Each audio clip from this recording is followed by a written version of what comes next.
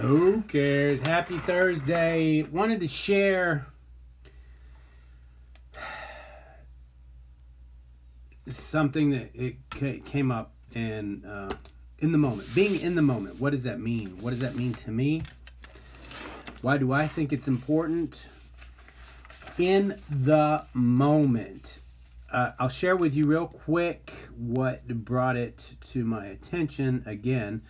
When my nephew was here, we were discussing, really don't know what we were talking about, but the quote, the definition of insanity is doing the same thing over and over, expecting different results.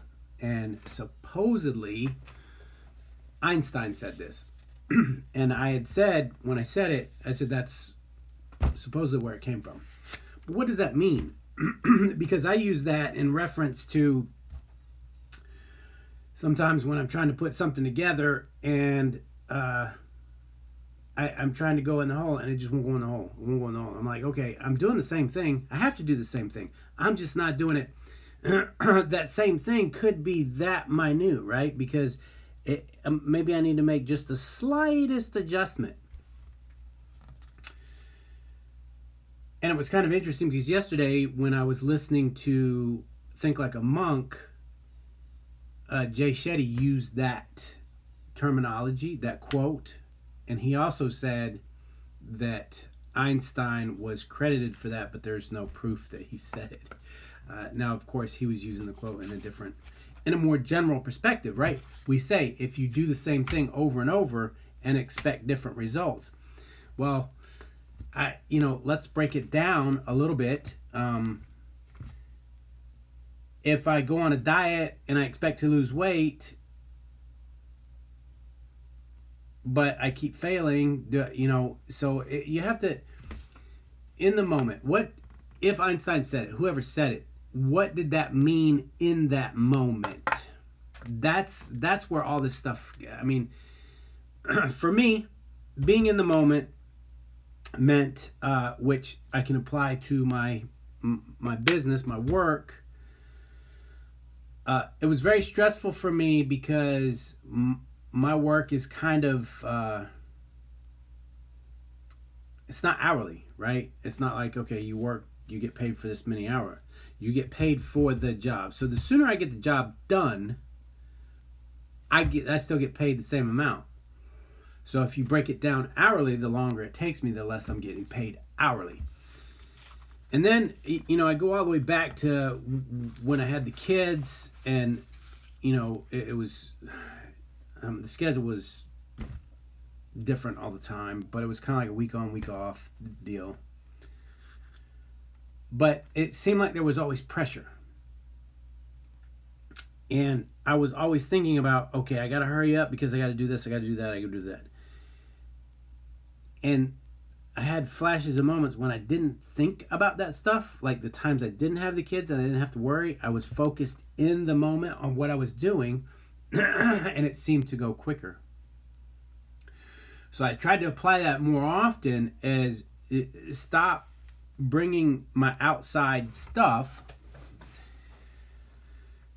being in the moment on that job. Then I expanded it to my relationships. When I'm with someone, I found, because I was trying to grow a business, do a new business, do this, do that, that I always felt like I needed to be doing something, even though I was spending time with someone. So I said, you know what? I have to put that to the side. I'm with this person. I need to be in this moment. I need to be with them 100% at this time. And I still do that, but I've noticed that in the moment, because that's all we have, right? Is this moment. The past is gone and the future is not even here. It's not written. So you can learn from your past, you can plan for the future, but you have to be in this moment, right? I mean, that's all we have. Just like right now. That's what I just said is gone. And what I'm about to say hasn't been said. I have to be in this moment. I have to be present in this moment. And for me, I realize that I'm not doing that with a lot of the other things that I need to do. I'm kind of, because Think Like a Monk, he was talking about multitasking and how that's not really a good thing. You need to focus on one thing at a time to give it your undivided attention. And of course, there's variances to that. Like, say, if you're cooking, you have to multitask, right? Because you're doing different parts of the meal at the same time. But you're focused on the meal. Now, if you're trying to cook and take care of a child or answer phone calls or do something else, then that's multitasking, and that's not the good thing. So everything has what I write down. We don't know what we don't know. It's like these quotes. When people put up a quote, that quote can take so many different meanings. And what it means to that person in that moment might not be the same thing that means to you when you read it in that moment. It's like reading a book. You read a book, especially, let's say, a self-help book, and then you read it again a few years later or a year later.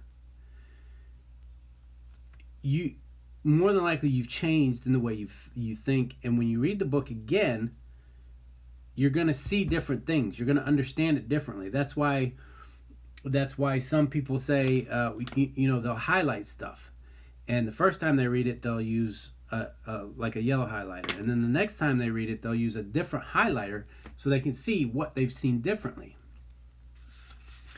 That's why it's good to read or listen to things multiple times, because you're going to hear something different, read something different, because you're in a different place. I'm a different person. Like they said, don't judge me for my past because I don't live there anymore. So in the moment, and this goes back to somebody asked me if I had a secret formula. I guess that's kind of what I'm looking for myself, because it's going to be different for everybody, because everything affects all of us differently. We have a different perspective on things. But fundamentally, I think being in the moment is something that's beneficial to all of us. And you play with it. You define it, what that means for you, being in the moment. Like, say, if you have kids, if you're going to spend time with your kids and you're thinking about work or something else, you're not in that moment fully. So play with it. Whether it's your kids, your animals, your partner, your work, side project, whatever it is, be totally immersed. Immerse yourself in that moment, and then be able to, okay, that's done. Let's move on to the next thing.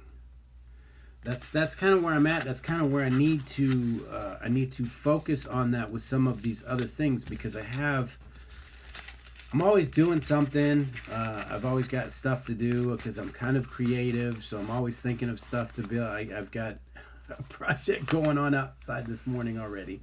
I've got some cameras to hang. I've got some studying to do. I've got my website to fix. And I realize that some of these things, once they're fixed, that they're done. I don't have to mess with them again. And it's all about prioritizing what needs to be done, which, that's family time, partner time, for your health. If you're going to work out, set that time aside, schedule that time, and be in that moment. Makes a difference. It makes a difference mentally. It makes a difference on the results that you'll get out of what you're doing.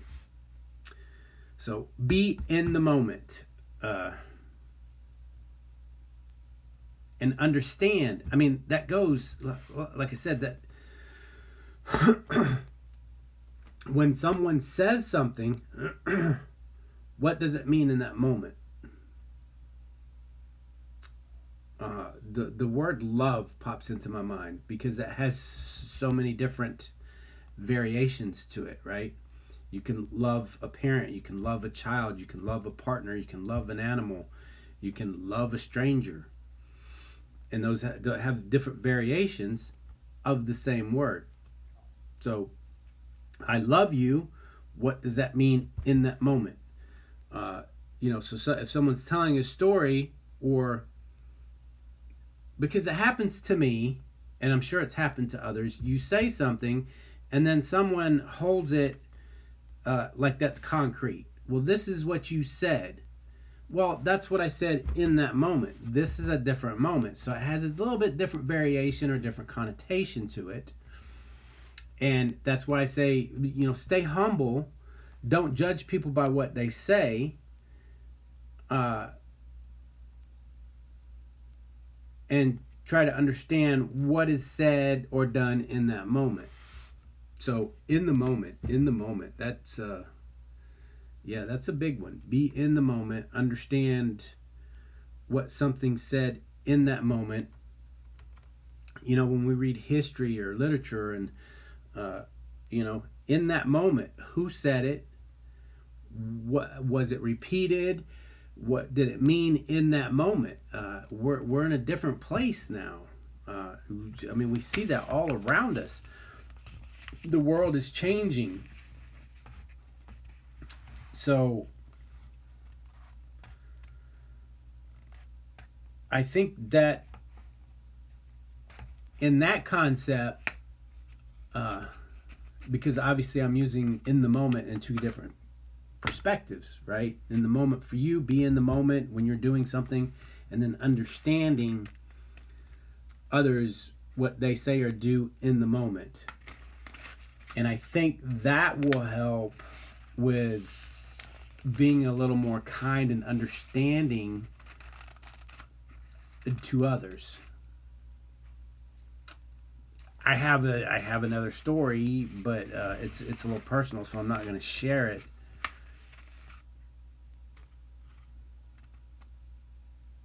Someone was given some news, and to them the news was bad. When they told me, I was like, "Oh, great," and they were like, "Oh, well, it's not good news." And it was, at first, it was like, "Well, I don't understand why that would be bad news," until I was able to remove myself from the situation and try to put myself in their situation and understand when that news was given to them in that moment, what that would feel like.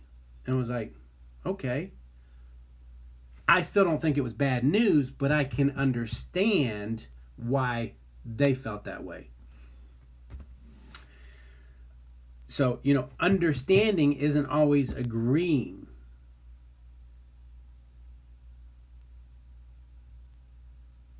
And that's why, see, this leads right into something else. Seek to understand. When they say, "Oh, if you haven't walked in my shoes, seen behind my eyes," you have to understand what's going on in that moment. And understanding, when somebody says, "Well, I don't understand why this person," I don't understand. Well, you're not taking the time to. Just because you don't agree. I catch myself doing the same thing. When I say I don't understand, I'm like, wait a minute, don't say that. If I really want to understand, let's try and get their perspective of how they felt in that moment. Because people change their mind. And that's the problem a lot of times nowadays, is we hold people to something they've said or done. And we don't give them the opportunity to change. They've changed, but our perception of them hasn't changed. Well, you used to do this. You used to do that. Well, I don't do that anymore. It's kind of like I learned, I can't remember what book it was many years ago, children aren't bad. Don't say you're bad. You're a bad kid. What you did was bad. That behavior, that action was not good. Because I was having a discussion with my nephew this weekend, and something came up, something about being an idiot or doing something that's idiotic.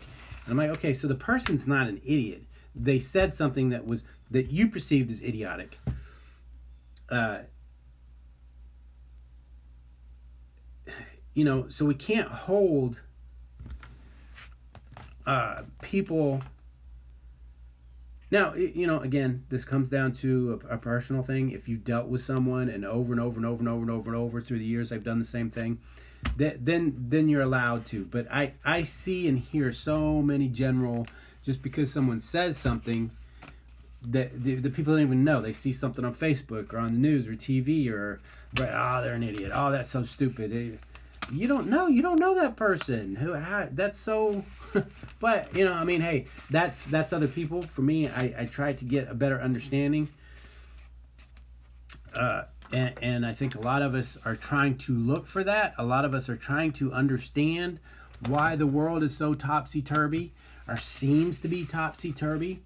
And once we try to understand, not agree, but once we try to understand why someone else thinks or feels how they do in that moment, we can have a better conversation with them. Because once you're understanding, you're like, oh, I get it. So you feel this way because of this. And then I think that more unity will happen after that. Because most things between people it's a misunderstanding. It happens in person when you're talking one-on-one. So it gets even worse when it's diluted by text or emails, because of where we are when we're receiving this information in that moment. So anyway, I feel like it could go on and on about being in the moment, but I'm going to end this moment right now.